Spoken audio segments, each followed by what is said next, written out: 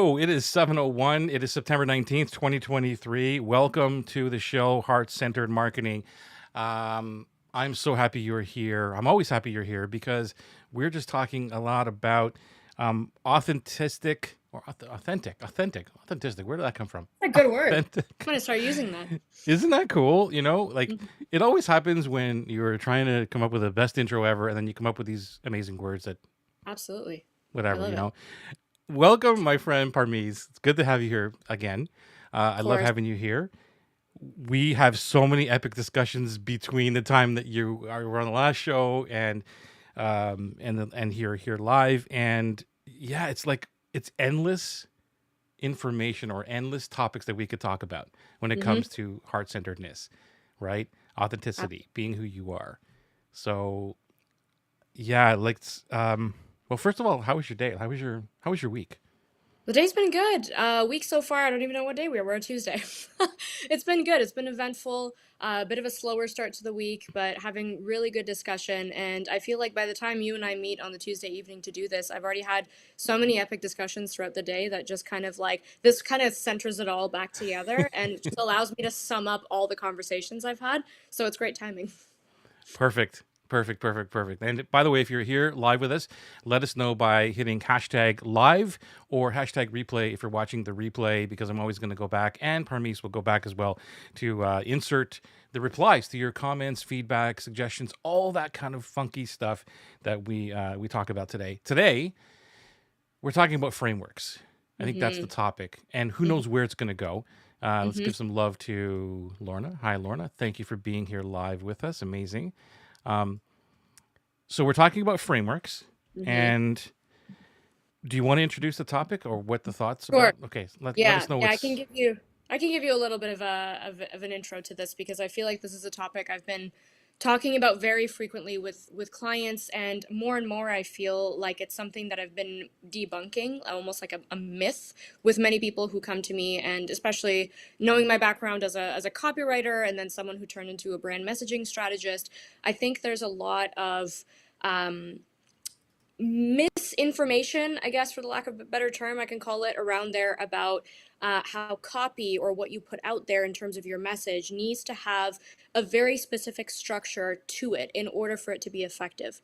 mm-hmm. And beyond just the copy itself, I think that there's been this idea perpetrated within the coaching and marketing industry that's like there's this right way and a wrong way of doing things, right? There's the approved way that if you do this, it'll allow you to create XYZ results. And if you don't do it that way, you're not going to get those results. Right. And one of the things I've been speaking very heavily to with my own clients and even conversations in the DMs and just people in the industry is to try to debunk this idea that there is a right and wrong way of doing it. Because as a client of mine put beautifully last week, every strategy can and cannot work. There's too many confounding factors that can go into something that we can't make a general statement saying that, if you follow this copy structure, it's going to work for you. Mm-hmm. And even a couple of weeks ago, being on your show, I one of the things we talked about was looking at two different pieces of copies identical and then giving it to two different people, and it performs completely different.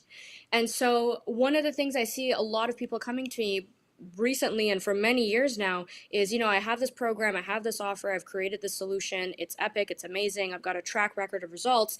Now, can you please tell me, what do I need to say in order for it to sell? Or how frequently should I be emailing my list? Or can you tell me how many posts a week I need to make on social media for it to stand out and for it to get some traction? Like as if there's some sort of magical formula or framework that if I were to tell them, if you follow this exact process, it's going to yield said results. And so kind of where this is all leading is that I've developed this, and I'm sure you would agree because we agree on many of the we same principles, we do. is that marketing is meant to be a very messy process. Mm-hmm. And if anyone makes you feel any sort of guilt for not doing it the right way, that's something I would want to question, because just because something has worked for one individual or one type of offer or one industry or niche does not necessarily mean that that's replicable or something that you can do. There's no one size fits all formula that will fit the perfect length of copy or the perfect launch strategy, the perfect framework that allows you to be noticed and stand out and that will explode your DMs with people ready to buy. There's no way that that is possible. And unfortunately, on a day-to-day basis, I see more and more of these messages that, I've got a proven framework, and if you follow the strategy to a T, guaranteeing you're going to hit your first 50K launch or your first 100K launch. And it's fascinating that that's still something that is being relayed in the marketing space. So that's kind of my intro to it. There's a lot that we can get into though. Yeah. So, I mean, you hit on so many things there. One of the things that stands out for me um, was so let me ask you a question. Maybe it's more of a question as opposed, and what your thoughts are on, because you said something about when somebody says they've got this program that works or whatever, they come to you, and then now they're like, okay, what are the words that I need to put on this page, or which framework should I follow, or which template and all that, and that's where this conversation is starting. But Hmm. my like when somebody comes to me with that, I don't know, with that problem, I think it's too late. Like they're coming to me at the wrong time. Like if you don't know what the words are already that you could scribble on a napkin, there's Yeah, something wrong. A framework, that's where my thoughts go. A framework is not going to help you at this point. Like and exactly. you're telling me that your program works. How do you not know how to sell the program in Bingo. right? Okay, okay. So we're on the same page there. So Yeah.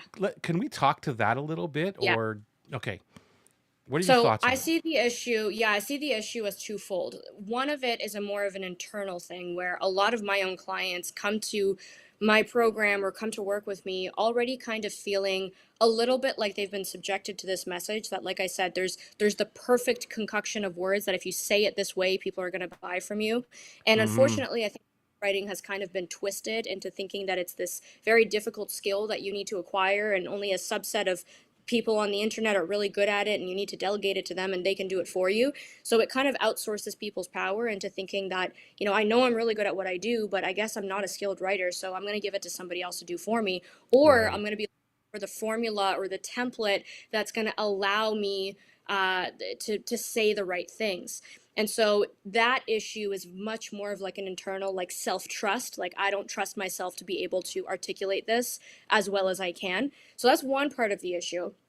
The second component of this is a lot of people will oftentimes fall into this trap of feeling like that they're confident in getting people results, but when it comes to actually relaying what it is that they want to say, they struggle with this.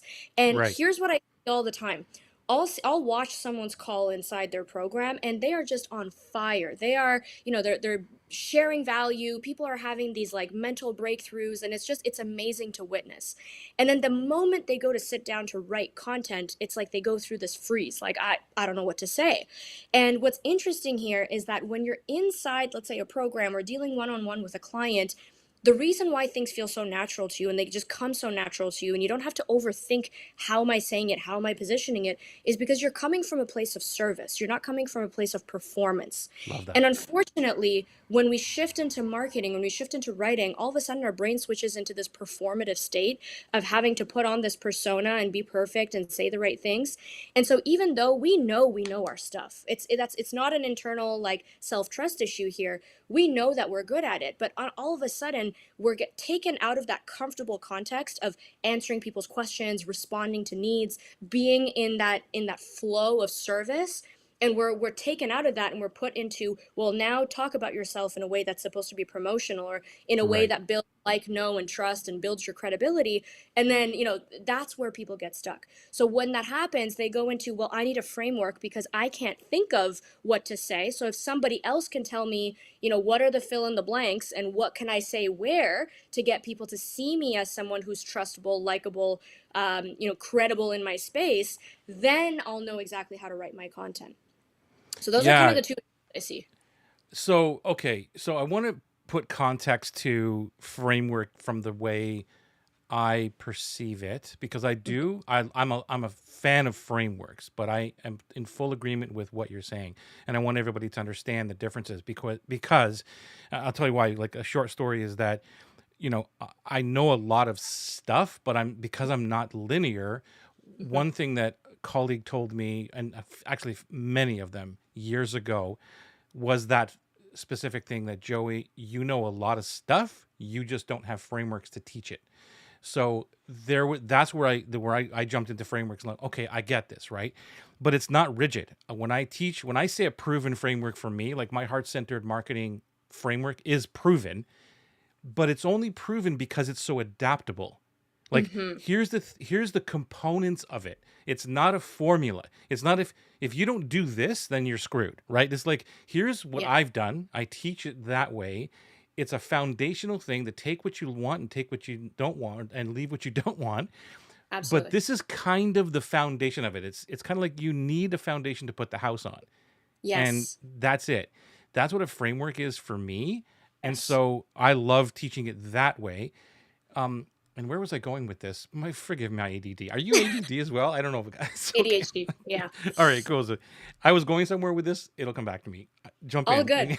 Yeah. So what I have noticed with that, first of all, I have to be in agreement with you because I think that there's a big difference between a framework that's just a fill in the blank and you need to follow this to a T versus Yeah, what you described, which is more like principles that your entire ideology is set on.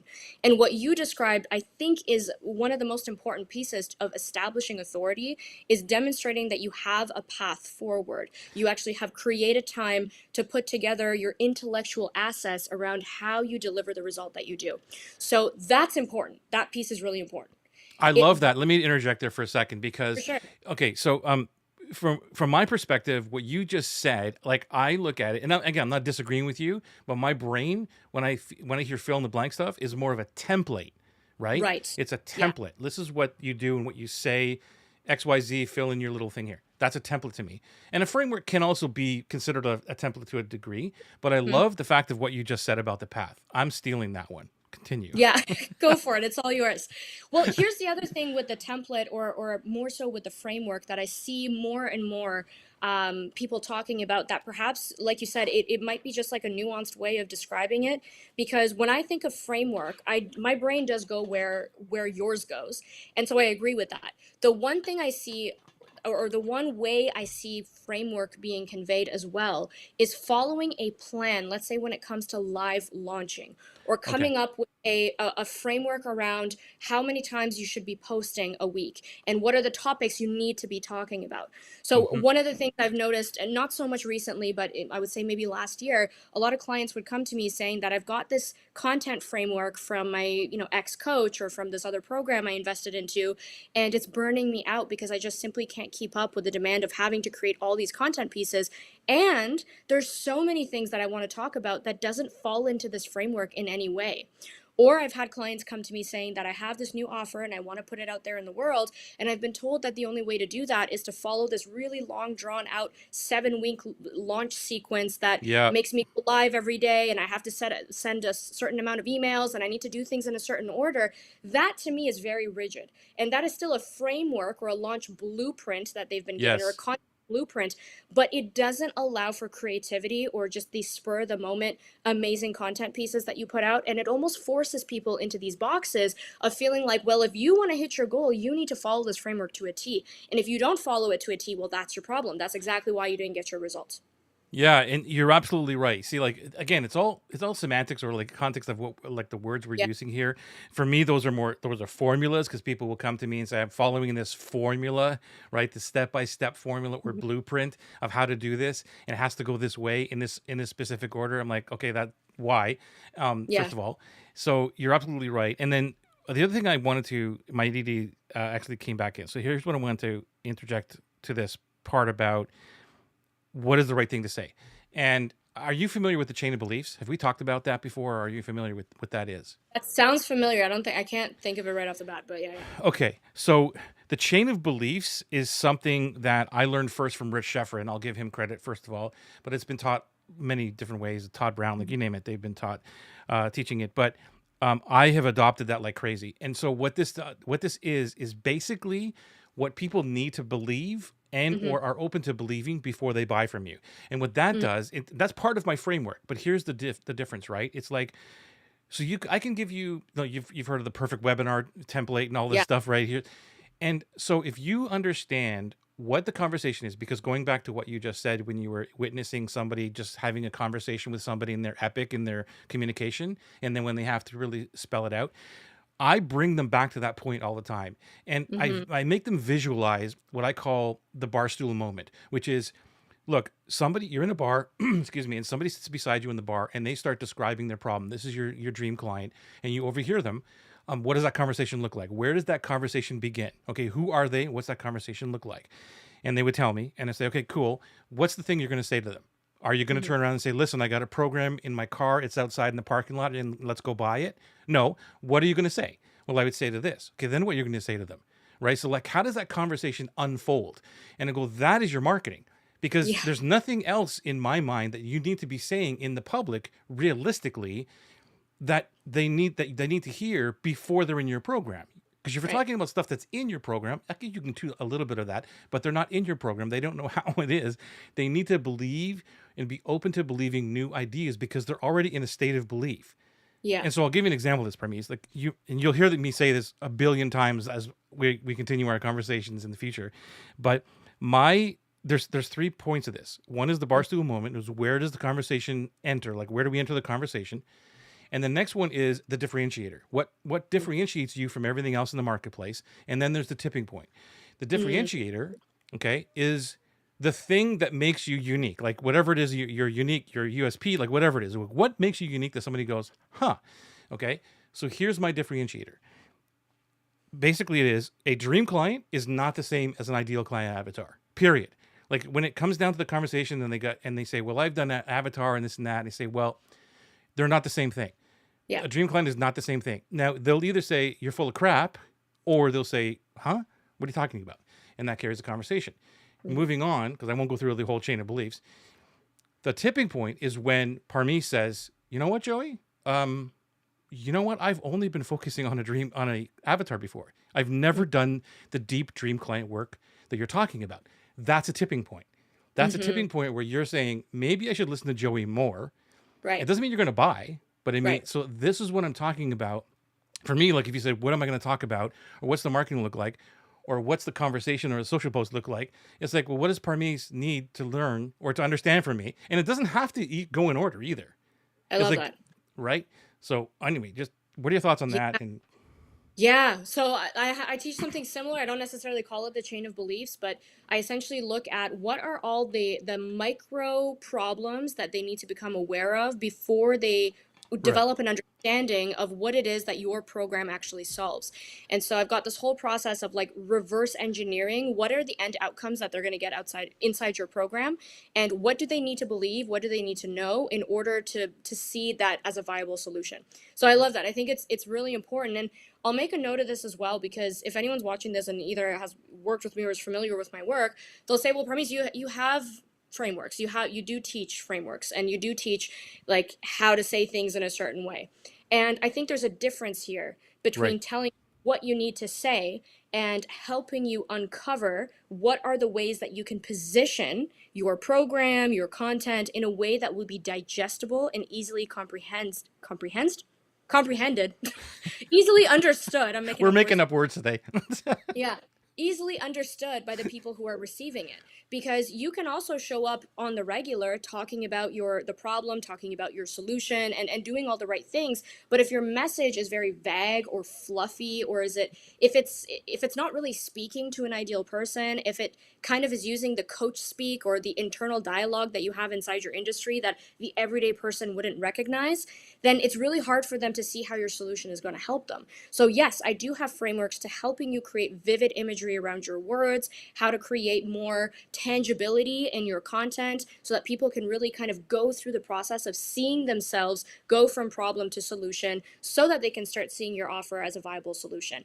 But with that being said, I'm not going to be taking the words out of your mouth or saying that this sentence now needs to say this, and then after this, it needs to say this. We kind of create a little bit of a structure, a skeleton around, like you said, what are the beliefs that they need to have? What are some of the things they need to learn? What are some of the points of knowledge, and like what are the things that they need to actually adopt in order for them to be like, oh, that's what I need, or oh, that's why I have this problem. So that Yeah. is kind of an overarching way of helping them categorize or organize their thoughts to know what to say, but it's very different than telling you what you need to say specifically in every post. Yeah, it's like it's different than like here's the fill in the blank thing. And again, there's nothing wrong with starting off with some sort of inspirational thing. It's like Right. here's some just fill these in, or what would you say in these situations? But I like coaching people through of the conversation, and I call it like the dream conversation. What does that dream conversation look like? Having them visualize that they're sitting in front of their dream client over coffee. What's that conversation look like? Okay, what Yeah. you said this, and they said what? And basically what they're saying, their dream client, when I'm pointing to them, is basically an Yeah. objection, right? It's like, okay, what objection are they coming up with? I don't use that word, but it's Mhm. like, okay, because now, and when it comes down to piecing together the perfect webinar or the sales page or whatever, it's like, okay, well, if you started the conversation here and then they said this and then you said this, guess what you've just drawn out? You've just drawn out your webinar slides. You've just drawn out Right. your sales page because that's the way the conversation is going to go. And that means your webinar is going to be different than everybody else. You don't have to start off with the same template of your rags to riches story and going down this way. Just look, what do they need to believe in order for them to buy? Just Yeah. it's once you understand that Yeah. logical place of these are all the things they're going to be asking about, and I'm gonna have this conversation to get them to the point where they say, I'm either ready to buy or when I'm ready, I'm going to come to you because you're the best at doing the thing that wants to get me to the oasis, right? Yeah. Then Yeah. that's all you have to talk about realistically in your marketing. And Mhm. that's a framework what we just talked about, but it's not Mhm. exactly what do you say. It's all Mhm. up to your individual client and what Absolutely. you're saying to bring them to that point of realization, tipping point, right? Making a decision, all those things. Do you agree? Yeah.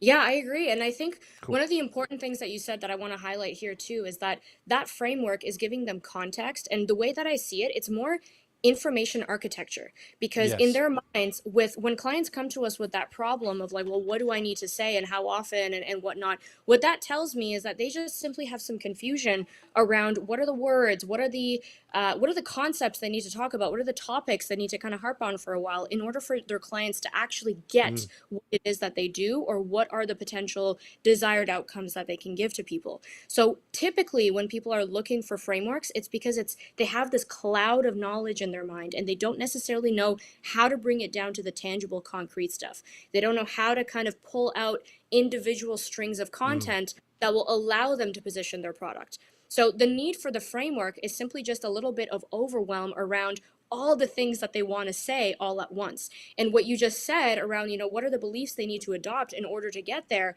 That's exactly what a proper framework is meant to do. It's supposed to organize and give them a little bit of direction, give them structure, and to kind of diminish the sense of like, oh, I have so many things and I just don't know where to start. That's really the goal of a framework. I love it. I love it. Let's give some love here to the crew. Kay is in the house. Thank you for being here, Kay. Thank you. Thank you for being here. Let's see. Who else do we have? Kay. So effective frameworks are highly customizable so that each person can use it authentically. What are your thoughts on Hmm. that, Parmees? Yeah, so I have what I would call, I mean, I guess you could call a framework or more like a three-pillared or three-phase system inside my own program. Mm-hmm. And again, someone can argue that not everyone is going to move through it in a linear fashion, but similar to you, Joey, I feel like these are the foundational pillars that no matter what level you come to me at, one of these pillars are going to be applicable to you. And Right. even though it's not something where I say that we need to move you through these in order or you need to have each of these things in place, these three components of what leads you to be a successful marketer is what people need. And like Kay said, an effective framework is customized to where the person is at. I'm not necessarily giving them the how to's and the specific actions they need to take. And I'm not assigning homework or checking over and making sure that they're doing it the right way. But I'm helping them customize these three pillars to where they are at in business and what is it that they need to do in order to see some momentum developing. So I Yeah, agree. I agree with you because the again it was like I'm so much into remembering that I didn't have frameworks and it's all and now I have three pillars. Like I have three success pillars that I believe that my whole business rests upon. We talked a little Yeah. bit about them last week or last time you were on. But then the main three, I guess, problems or objections or main struggling points that people come to me, I guess that's a framework as well, which are very basic, simple things, which is clarity on who their niche is and or who their dream client is. And the second one is the connection. Like, how do I connect with those people once I understand who they are? And the third one Hmm. is, how do I communicate? How do I communicate the value in a Hmm. very like an authentic way, non-pushy, all that. Those are the three components that everybody comes to me for. Now, to your point, and for everybody listening to this is important because this is what happens to me. I know, and I'm sure you do, and your clients, and for anybody listening, this is where you need to get to in terms of your skill, if you're not already there, is that you know that for the most part of where anybody enters your world, let's say for me, it might be, I just need to know how to communicate my value to them. I need to know how to sell stuff. Okay, cool. Hmm. The very first thing I'm going to say is, who's your dream client? And Hmm. what it usually does is it brings them right back to the beginning of the framework. Like, Yeah. oh, and they don't have the clarity, right? Right. So then they realize, because that's our job, I believe, as coaches, is to really pinpoint what their true problem is. Because anybody that I have a conversation with, it could be about almost anything, and I will be able to pinpoint that you don't know who your dream client is. They'll say, my car doesn't start in the morning. You don't know who your dream client is. Like, you know what I mean? Like, I'll be able to bring it back down to Yeah. like, and it's not a marketing gimmick. It's just the fact No. of, these are the things that you're missing. And when they realize that, that's what I mean, for them to be open to believing that they've been focusing on the wrong thing. Remember, we talked a little bit Yeah. in your post about calling people out. So this is Yeah. another conversation, but not really calling them out and saying, this is what I've learned and this is why I was struggling. Yeah. So it's kind of Yeah. my own framework to even bring them back to, can I really help this person? And are they open to understanding or believing or allowing me to help them with my genius? I think that's another Absolutely. whole level, meta level of what a framework is. There is. And I think this also brings us back to what we talked about a couple of weeks ago around having a core message or having like a core brand identity that everything ties back to. Because I think that oftentimes the way that I also see frameworks is that that's your like intellectual genius. That's the way that you've architected or organized the way or organized your zone of genius. Like if I had to explain it to someone or if I had to show someone a diagram or a depiction of what it is that I do with my clients, how would I depict that? So, for example, like you said, those three core pillars become the framework that you become known for. Those are your Hmm. pillars of success. And that is what kind of lets you step outside the box as a thought leader and being like, well, this is my way of doing things. So, I agree with that. The second thing I was going through, now my brain kind of lost my train of thought as well. Oh, right, right. Okay, here's the core message piece. So, I Good. I'm not think the this only is one. yeah, no, no, no. We both share that trait. The core message piece, I think, is really important because I agree with you. The more you engage with your message, the more you engage with your framework, the easier it actually becomes to tie all your content pieces back to that core idea. Like for Right. yours is the dream client. For me is knowing what your brand identity is before going out and launching programs, before going out and writing content. Because even the post I made today about someone, literally taking word for word something that I had posted a couple of months back and passing it off as their own work, I could tie that back to that's because she doesn't have a brand identity. And it's really 100%. easy for you, right, to assume somebody else's identity or take their words when you're not solid on your own. But if she had taken that time to do the work and really kind of get grounded in what is my purpose? What is the movement I want to start? What is it? What's the direction I want to lead people towards? She would have the words and she would have the energy to want to get behind that her own message. She wouldn't be tempted to take somebody else's and pass it off as her own. So every single post that I make, I like you can always tie it back down to how you need to have this core brand identity before you can start, putting yourself out there. Yeah. I love that. I love that. Lorna, you want to read that one, Parmees? Yeah, so there's a difference between frameworks and templates. Some people want only templates when frameworks help them win. Yeah. And I'll even argue, again, funny enough, tying this back to this, the people who only want the templates is because they don't have a core brand identity. Or in your case, it's because they don't have their dream client. Because once you actually have clarity on those two elements, you have a plethora of content that you can talk about, and it Right. will not fit into a perfect template.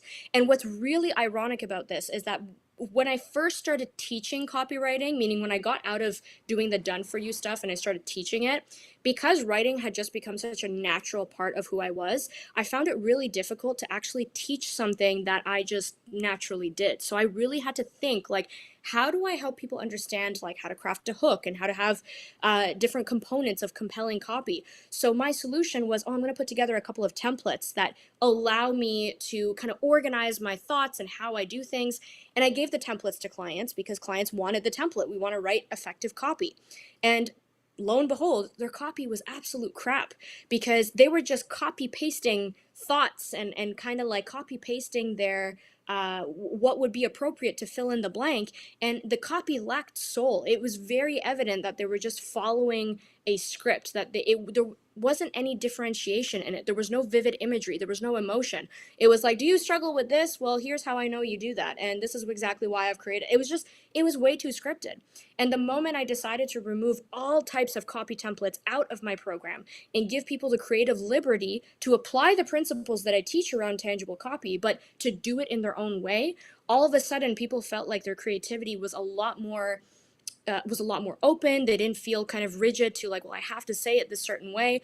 And that fear of saying the wrong thing or posting the wrong thing also dissipated with that. So yeah, there's a very big difference between templates and frameworks. I can give a framework around like if you were to write a sales post or if you were to craft a call to action, what are some of the different elements you might want to consider to Right. test to see if that call to action is effective. But in no way am I saying that your call to action has to follow these 4 lines each time. And if you don't follow that, well, guess what? You're not going to sell. Exactly right. And that's where a lot of people who don't have the gift of writing or don't like it and all these other things are totally freaked out because they're Yeah. like, what if I get this wrong? Well, there is no wrong. Like, what's wrong is when your audience says that's wrong. I don't want to, I'm not responding to that. That's the Yeah. feedback you're telling that your audience isn't really resonating with it. But there is no Yeah. wrong. And even when, like to your point, when I'm showing someone an actual template, like how to X without Y, or whatever it is, like crazy Mhm. stupid templates, and then I'll show them my example. It's never how to X without Y. It's always something else. I'm like, huh, why is your words different? Well, because that's just kind of, to me, it's a framework. It's just the Mhm. guidance of like what I want to say, but I'm saying it Yeah. this way. And so I've always been able to adapt it. And funny thing about copy, because I, like you, I've been writing for so long. That's where how I can really articulate what I want to do and say, and so it comes natural to me. And Yeah. when I started this whole journey, it was 2017 or 18, I think it was, when I started Right Marketing Copy. That's what I called it. Like, I'm going to show people a framework of like my own framework of how I Yeah. write copy and make it so easy that even if you hate it, you're going to be able to write copy. And so I showed them like how to steal or borrow the language that your customers are already saying, Mhm. and progressive summarization and all that stuff from Tiago Forte, right? Took all that. And then I moved all of that information, or the progressive summarization, progressively summarized content, into a conversation, which is what we just talked about at the top of this hour, right? Which was, Mhm. okay, now you've got all these words, and here is a made up conversation with your dream client.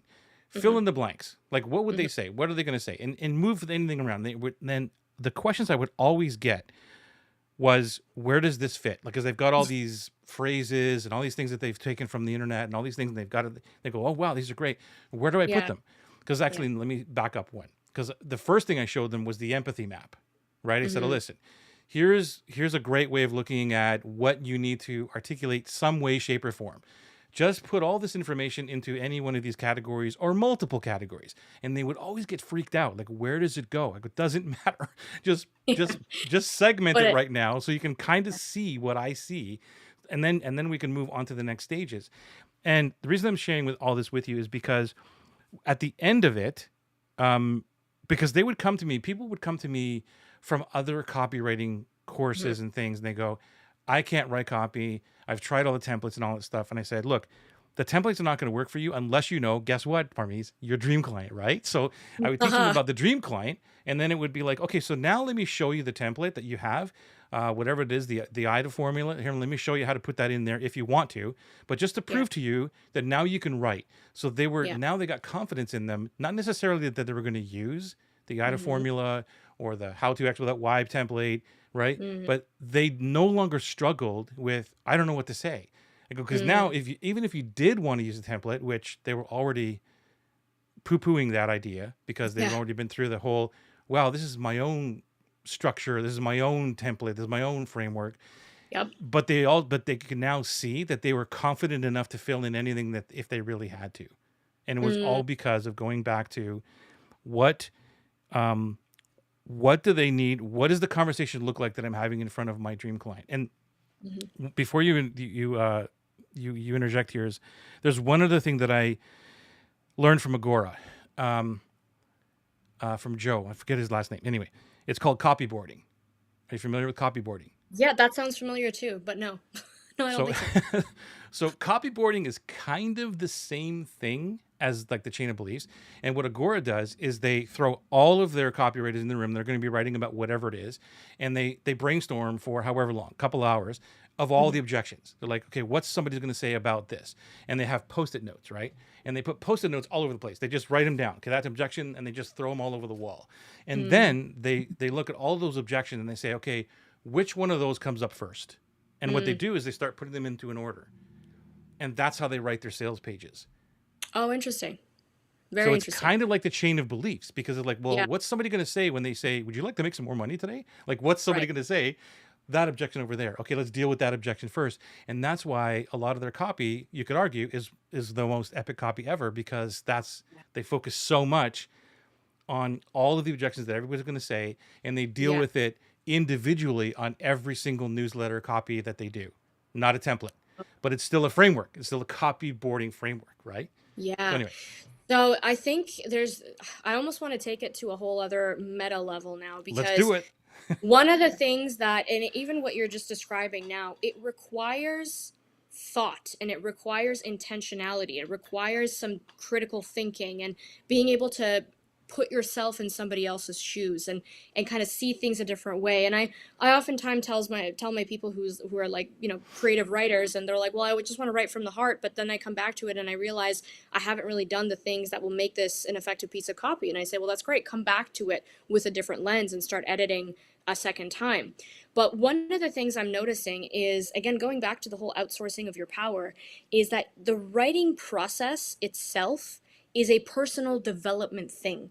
Like you being able to think and structure and articulate your thoughts in an effective way, especially when it comes to copy, is a very nuanced and very powerful thing for the human brain to be able to do, because we're so used to having all these random thoughts and ideas, but to be able to distinguish the thought or be able to articulate it, or the to be able to vividly portray it in a way that another person would understand or another person would get on board with your beliefs is a very important piece of human thinking.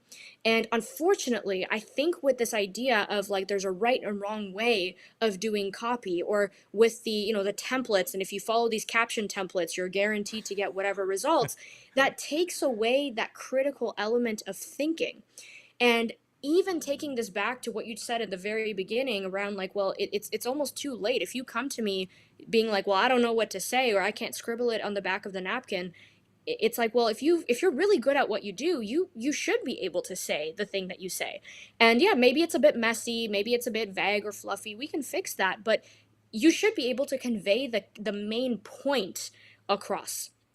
And so, unfortunately, and now with the developments of AI and whatnot, and again, just to preface, like I'm not against using AI, but I Mm-hmm. think Mm-hmm. that unfortunately we've outsourced the creative thinking element to coaches, copywriters, now machines that allow or not allow us to do the thinking part. And my fear with this long term, again, this is kind of the meta level of what I'm talking about, is that we're losing touch with having that empathetic communication skill, and we're kind of losing touch with that creative side that can come up with ideas, that can predict objections, that can think about things on a higher level and think about our client in a much more precise and detailed way. And unfortunately, again, with the development of these technologies, we're just kind of saying, well, come up with the headline for me, or come Right. up with ideas of what my dream client might be going through. And there's nothing wrong with using it as a source of inspiration, but I also think it's a beautiful thing to be able to ideate things and have genuine human thoughts around your content. So, Yeah. Yeah. I mean, we got to talk about that in a future episode as well, because yeah, I am not against AI. I love what it is. from what my understanding of what it's supposed to do, which is be that hand, that task person that can take away tasks from you and give you inspiration and ideas. And my inspiration, because we've talked about this before, whether it was on the show or whether it was privately in chats and stuff, where Mhm. actually it was on our last show where we get all our content ideas, right? It's like I'm Uh, constantly writing something and capturing, oh, that was a great idea, put it into Notion, and then I might, yeah. grab two or three of the same ideas and throw that into Chat GPT or something and say, here's all my thoughts on whatever Dream Client or Hmm. this problem. Um, I want to write a LinkedIn post about it. How does that look like? What does that look like? And then that inspires me to, structure it in a certain way, and then I write from there, because it's Yeah. getting all of those thoughts. So it takes that piece away from me, but it's all my thoughts. It's everything that Yeah. I've created. So it's a Yeah. completely different thing than going in there and saying, write me a LinkedIn post that has everything to do about dream clients and how do I sell them, right? Right. It's a Yeah. completely different thing. Right. Yeah, and I think our brains naturally crave structure. They crave certainty, which I think in the marketing space is huge. I think one of the things I teach on that is like the unspoken lesson that I don't really talk about is I get people comfortable with uncertainty because Yeah. there's no guarantee that if you write content that is super compelling that it's going to convert immediately or that it's going to get the Yeah. client, right? Yeah. And I think a huge part of becoming a creator and someone who is like a heart-led entrepreneur is being okay with the uncertainty and showing up regardless of the result that it produces. And sadly, I think the way that formulas or templates or frameworks are being marketed is that it's going to provide you with the safety and the certainty that things are going to go your way, that you'll know exactly what you need to say, how people are going to really like you. And unfortunately, that just doesn't work. I think, again, getting comfortable with that uncertainty is a key piece of just being an entrepreneur in general, regardless of content or not. 100%. I couldn't agree with you more. I love that. Love that, Parmees. This is probably on something you said about 10 minutes, 50 minutes ago. I agree that Yeah, scripts script. are soulless without an authentic and creative voice. Mm-hmm. 100%. Mm-hmm. Absolutely. Kay also says that's why AI generated copy often falls flat to dream clients. Yeah, and you can really tell AI generated stuff. I mean, Yeah. Yeah. And one of the things I'll mention on that, just to piggyback off of Kay's content, what I find interesting about AI, and like you said, you can kind of pick it up and it falls flat with dream clients, is that I've noticed, especially when we're thinking about ideating new concepts and whatnot, if we think about it on a fundamental kind of level, AI is only taking from information that already exists. And right. it's taking from things that are previously have been fed to it or has been taught, and that's not where innovation comes from, right? That's not where innovative thinking and connecting dots and coming up with these amazing analogies and whatnot comes from. So even though it can be a tool to help us fill in some of the blanks if we're having like a bit of a brain fart, or help us generate some pieces that we've fed inspiration to, I oftentimes think the reason why it's falling flat is because A, it's not capturing your unique essence and your energy behind it, and also it's not innovative in any way. It renders your message kind of invisible because it's simply just talking about the things that already exist in the marketplace. So that's my two. 100%. I love it. 100%. I agree with you.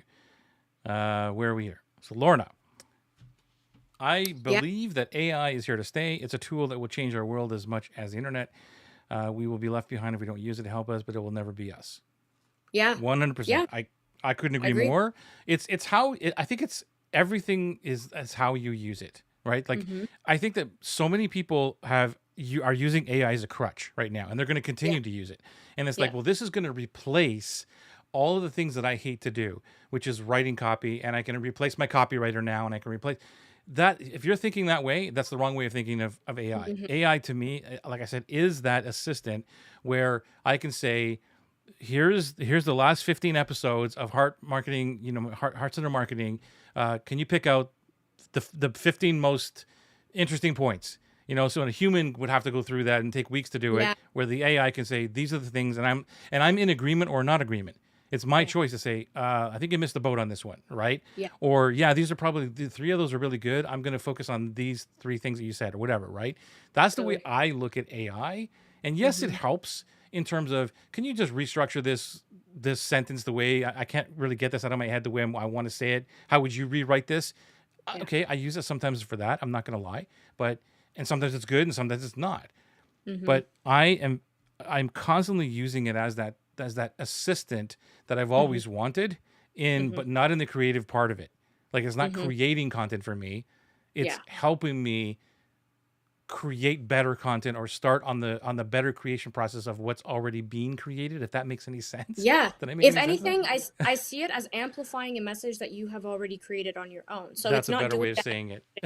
Right, it's not doing the heavy lifting for you or doing the thinking for you. You already have produced these episodes. There's already a lot of brilliance that's come out of your mouth on these episodes. So why not just take that and repurpose the genius that already exists and kind of cut down the time that you would spend going in and repurposing all this content. So absolutely. And I agree with Lorna. I mean, it's AI is here to stay, and I'm in agreement with you as well where it's how you use it, because if we were to even look at social media, I mean, it's been around for a long time now, but a lot of Right. people could have argued that social media is, it can be toxic, you're comparing your life to other people and whatnot, but it is how you use it, right? There's a lot of people who might use social media to gain the validation they never got from their parents. Like there's a lot Right. of ways that social media in itself could also be very toxic.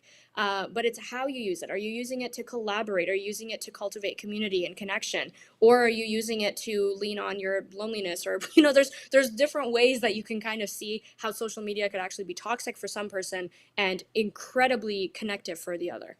Yeah, 100%. Lorna says AI comes in many ways. I just saw an AI tool that finds scientific research papers that can support market research for a message and copy. It gives the exact citation. So many ways to use AI. Yeah, that's Super cool. that's that's an assistant. That's what I Yeah, mean. That's what it is. Is exactly. like go find the proof of this in the site. Yeah, So it's you could hire somebody to go do that, but now you've got AI to do that. That's a perfect example of yeah, how to use AI, yeah, right? absolutely. Yeah, I agree. AI cannot synthesize innovation, Kay says, because the emotions that are the factor in true innovation are not accessible by AI. That's true. Yep, absolutely. Very true.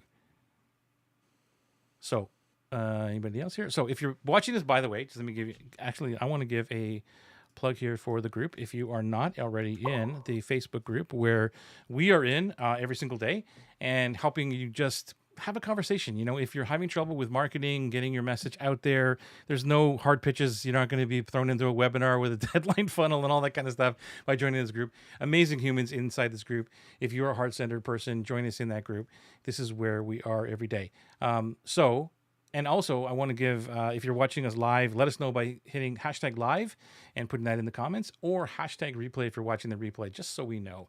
And thank you for watching all around the world in multiple places. We are on Twitter, we're on YouTube, we're on LinkedIn, and I think 3 Wow, Facebook channels right now streaming live. So it's pretty cool. amazing. Yeah. So back to frameworks. What would your biggest what would your biggest advice be to someone who is brand new and have been seduced or is being brainwashed to Mhm. use frameworks? What would you say to them? I think it comes back down to getting them connected to the core essence of why they're doing what they're doing. Because before we can even go into how to articulate, the value of your offers or the value of your program or the solution that you've created, we need to make sure that we're bringing the conversation back to what does this mean to you? Why did you innovate this solution? What Mm-hmm. was the problem that you were trying to solve in the marketplace? And what was the actual driving force behind you creating this innovation? Because again, not to kind of poo poo on the whole industry, but I feel like a lot of people have created businesses, especially I would say during and around the pandemic, around this fear of being left behind, out of this kind of egoic need to be seen as someone who is significant or someone who is smart or someone who is successful.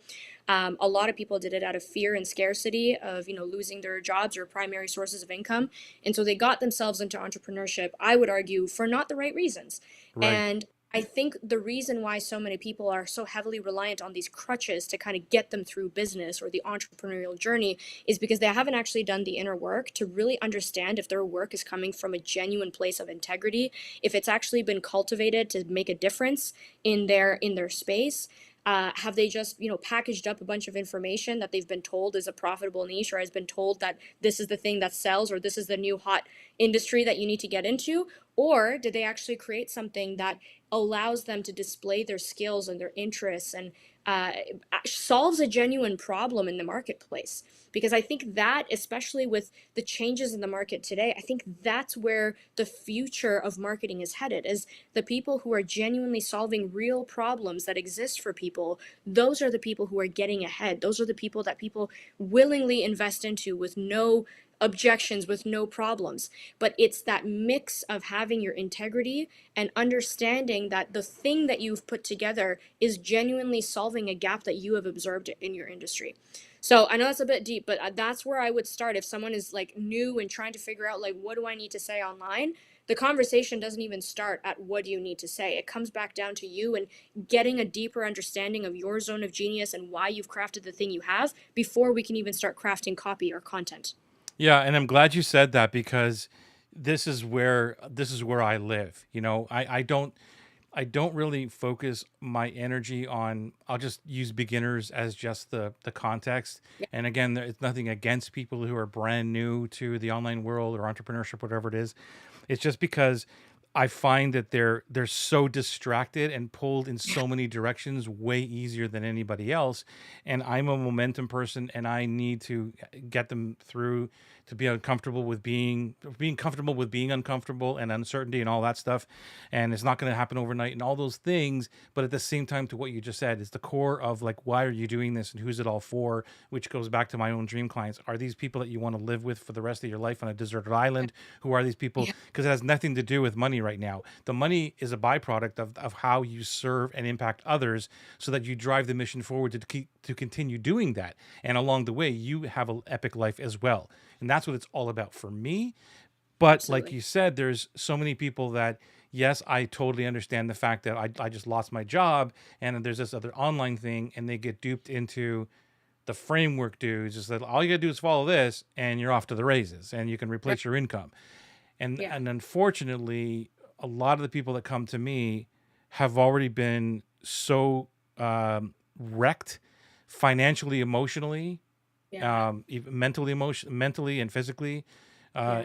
and they're just destroyed by the time they Mm. come to me, and it's very hard to deal with sometimes because they're in so much pain in Mm. certain ways, Mhm. but they have to go back to what you just said is like, look, nothing is going to work unless you are connected to the why of what you're doing and who you're doing this for. Yeah. If you don't Yeah. understand that, the deep work, I can't help you. I can't work with you because Totally. all I'm going to do is sell you another framework, Mm. right? Another Mm. program that you're not doing the deep work to get the result. And it's going to be like, that sucked as well. And Yeah. that's not, Yeah. so you're absolutely right. And I hope everybody listening to this, even if you're a beginner, we know what we're talking about. We've been in this world for a long time. We're not just Yeah. trying to, we're not selling you anything here. We're not selling you a program. We're just trying to help you get to a place where you can build an epic business, a dream life around what you're doing. But, but it's not as easy as everybody likes to sell. Mhm. There's deep work. Would you agree? Mhm. Yeah, it's crazy you say this because I literally woke up last night at, I don't know, sometime in the middle of the night, and I couldn't fall back asleep, and I had all these ideas obviously coming to me in the middle of the night. And one of them was this idea that ease and flow has been kind of packaged and perfumed and kind of sold to us in a way, especially in recent years, that has actually taken away from the genuine hard work that it takes to build a business. And I know that especially nowadays with like newer people getting into the business field, it's almost like they're allergic to the hard work, or like you say hard work and all of a sudden it's like, oh, no, we don't want to do that, or like, that's that scarcity mindset that you need to earn your way up to the top and whatnot, which I actually strongly disagree with. I think that there's an element of building something that is meaningful that requires effort, and effort is sexy. The unearned wisdom of going from, beginner, total beginner, not knowing what you're doing, to thinking that you're going to skyrocket to millions of dollars or followers or whatever it is just, it doesn't work that way. And anyone who has skyrocketed in a very short period of time has probably been done because of a timing thing, and not it's not sustainable. And so I really want to kind of convey the message too is that it's very easy to fall for, your 6 pillar framework or your, 4-part blueprint that is going to guarantee that you're going to hit your first 10K month, or you're going to be able to sell out your offers with no ads, or whatever the promise is. It's very easy to fall for that when we're in a position of thinking that if it's been done before, if, so and so did it, I can do it too. But it's all manipulative marketing. There is hard work, there is iteration, and like I said in the beginning, coming up with your messaging or coming up with the content is a messy process, and that's okay. That's what makes it beautiful. It's that messy process of learning what works and what doesn't, and who is your ideal client, and oh, I thought I had it, and they're not actually the dream client, and going through that process a couple of times and pivoting your business and pivoting the focus until you actually land on the thing that does work. And if that takes time, that's okay. It doesn't mean that you're any less successful than the person who got to their first 100K months in 6 months or so. It's that process that develops you and that gives you the character and the grit to actually be able to take that through the rest of your entrepreneurship journey. Yeah, and you're right. There are some people who hit a home run out of the gate, but can they continue to hit home runs? Their Yeah. timing was right, the pitch was right, everything was great. It's kind Yeah. of like when I was investing in real estate, and like I hit a home run, I bought the real estate, it went up, I made this, and I made all this money back. Well, and can you do it again? Like Yeah. it's just because you did it once, can you continue? That's not a system. You don't have a system in place to buy real Exactly. estate or whatever it is. You just got lucky, and so that's what for me again. That's where frameworks come in. It's Yeah. more of a system where if you these are the components of what you can use to put your system together, your marketing together. Just these are Yeah. the things that I've used to help me get to where I want to go to. Um, Yeah. and it's kind of a repeatable. If you can, that's to me what is success. Is like, can you repeat this again and again and again? So like when I did my program back in 2019, and Mm-hmm. even up to now, like I'm on my 12th iteration of it. I'm still breaking it. I'm still working on it, right? But if you would have said to me, okay, because it was successful uh, in 2020 and 2021, and if you said to me, okay, would you bet, put your house on the line and put ads on this and drive cold traffic to it, I would say hell no, because Yeah. even though I've got results and people are buying it and I've got my message right and all that, it's still not to the place where I am comfortable with risking all of that Yeah. money up front or whatever it is to bring in cold traffic right now. So I'm still iterating it, and that's where this is where passion comes in. This is where these are all my dream clients, and I love working with it. It's the thing that I love to teach, all of that stuff, and it's a Yeah. slow process. But even though it's a slow process, I welcome the slow process because Mm-hmm. from my knowledge in watching businesses grow fast and fail, the reason is because they don't have the infrastructure behind them when they grow too fast. Yeah. And if they're out of the gate and they make whatever X amount of money, it's not longevity. Like they're Yeah. moving and they're pivoting, they're going to different areas. And that to me, like you could look at somebody who like Alex Sharfin said last week, I know a lot of people who all they have is money. And that's Yeah. not a good thing, right? It's not Exactly. a good thing because they have no life. They have nothing. And I've seen this myself. If Yeah. all you're doing is chasing the next dollar, chasing how to make real quick Yeah. money, you might be happy or think you're happy for a couple of years, but you're really destroying and sacrificing your life, in my Yeah. opinion. Oh, And the absolutely. longevity of building a business based on your passions and what you truly want to serve real humans that are connected, that you're aligned with, matters the most. And the bad part about that, and not the bad part, but I guess the slower part is it is a slow process. The sucky Mm-hmm. part is it's slow, Mm-hmm. but it's well rewarding. It's like if you build something now that is slow and methodical, right, and Yeah. gets into a system, it will serve you for life rather than fast and easy. Sell the next best Yeah. thing. Sell a framework that says, let me grab all these people who were screwed by the pandemic. Let me sell them all kinds of stuff. You Yep. might be able to buy a Lamborghini, but is that really truly? Anyway, I'm off on Oh, a tangent. Stop me, please, Parmees. no, it's great. It's Interject. great. And I so agree. I think that one of the there's two thoughts that come to my mind. I'll start with the first. We'll see if I remember the second time Okay. I'm done. The first point here is that I think oftentimes what we're also sold is that, if you have this one system, or if you have this one program or whatever, and you create all the launch assets for it, and, create the ads and the funnels and all the things that need to be in place in order for you to sell it, then that's it. You've done it once, and you can sell, and you can be rich, and you can, get all the interest, and it's never going to expire. Where what happens with that is that it doesn't follow market trends, meaning even stuff Yeah. that happens, or things, solutions that were created, or messages that were being portrayed in 2018 are not going to be prevalent anymore, present anymore in 2023. I even had a conversation with someone a couple of days ago who said, I don't get it. The stuff I was doing in 2020 seemed to sell. I would send 2 emails and people would buy. And now I can't seem to get even a single person interested. And I'm like, oh, you mean when everyone was sitting at home and getting paid to stay at home, and how we're craving community and connection? And that's maybe, there's a factor there. And so we, as business owners, we need to also be very responsive to what is happening in the world, what is happening in our market, how the needs of the market are shifting. And that's not something that we can do once and passively allow it to continuously, get results for us in the long run. And like you said, this requires passion, because the second point I was going to make is that being an entrepreneur, being a business owner, is not a way of, how do I build a thing that's going to provide an abundant lifestyle for me so that I can retire as quick as possible. Because anyone who actually enjoys the work that they do knows that that is actual hell. If Yeah. you had to sip margaritas on a beach in Mexico for the rest of your life, that for a creative is hell. Like, you want to be producing, you want to be on the 12th iteration of your program. And it doesn't mean you're a workaholic.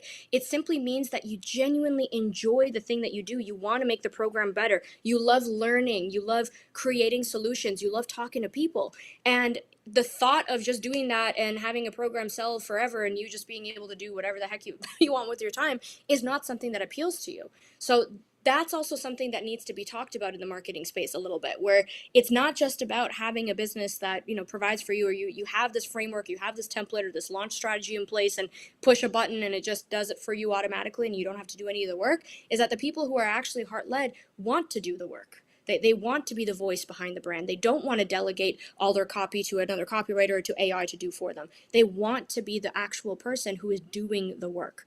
So that's kind of my conclusive statement on the frameworks. I love it. I mean, you nailed it, because you're right. It would be hell if I just did a program and then you don't have to do anything else. Are you Yeah. kidding me? Like, this is, and it's not about, like, this is, there's something wrong with this. And this is, I think we touched on this the last time we spoke, where it's, I might have said this or not, but my ABC is always be curious, right? It's Mm-hmm. always be curious. And I am. Every day I am curious. I'm going into groups, I'm reading what people are saying, ears to the ground, right? Yeah. How is Yeah. something shifting, or what is the new common objection or problem or solution that maybe now my chain of beliefs is going to shift. I'm going to talk about Yeah. this thing first, and that thing maybe later, because now this is the main problem that the market is talking about. And that, Yeah. to me, Parmees, is all about passion. These are the people that I want to serve. These are the people that I want to get to as fast as possible so that I can help them. Not because I can make money. Yes, the money is fantastic when you have people in your program. Let's call the elephant out in the room. But that's not what it's about, right? It's Yeah. it's about, how am I going to continue to serve these people on their level? Where are they at this point? And Yeah. and if you don't have a passion for the people that you're helping, and it's all about money, there's a lot of reasons why you're failing. If you are failing, and if you did make money and you hit it out of the park, great, you got lucky. Can you do it over and over again? Exactly. Or I employ you to look at your life and see how the rest of your life is going. Yeah. Exactly. Exactly. And on a final note, just to kind of tie that up too, because I think a huge part of what we've talked about as well is being able to decipher between like frameworks and templates, and like what's right, what's wrong, whatever. And I think the important thing for your listeners to remember is that having a framework in place that demonstrates the path, or demonstrates that you know what you're talking about, or you have come up with a very unique solution, or you've come up with something that actually helps people get closer to the goals, I think is a very needed and important piece of creating a program or offer that is different. So again, just to reiterate, like we're not saying that you don't need to have things in place and everything is just thrown at your clients at random. You want to have a method of organizing your genius in a way that is easily digestible by others. What we're kind of talking against is that the framework does not necessarily have to be followed to a T, otherwise you're wrong. Or it's not telling you what you need to do at what stage in order for you to gain success. I love it. Last couple of comments before we go here. Business is one of the best is one of the best self development programs out there for Yep. sure. Kay says, "I love that, Parmees. This is exactly the process." And I don't know, we probably missed what, what we're Yeah, talking yeah. about. Um, that is what makes we develop sustainable. It's built on the Yeah. process of refinement. That is alchemy, cold into gold. Very Yeah. cool. And Rich Sheffrin often says that he knows many, many people who make tons of more money than he does, and he wouldn't trade his life for theirs. I agree. Yeah. I know a lot of majorly rich people, if you want to call them that, Yeah. with bank accounts that can't even count I the agree. zeros, but then Yeah. they I mean, have I just, no life whatsoever. yeah. I just You wrote know? that post last week about why the term millionaire doesn't impress me anymore. And I think that also got a lot of traction because of that. Like a lot of people are like, heck yeah, we know people with the zeros in their bank account, but we would not want to trade a day of our lives with theirs. And I so agree. So yeah, wealth goes Yeah. so much more, so much beyond what we've been taught wealth actually is. So I'm happy someone agrees. Oh, yeah, I think we have more than one that agrees. Parmees, thank you so much. It's Of been course. another epic conversation. I love having these conversations with you. Let's continue. We'll see you back sometime in October. We're not sure the dates yet, but we'll see you Yeah. sometime in October. Is that right? Yep, that's right.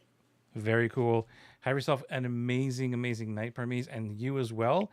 We will see you next Tuesday for another marketing or Heart Center marketing show live. Probably, I think Eddie's next week. Anyway, we'll have another epic guest, and we'll see you next Tuesday at 7 o'clock. Have a good one.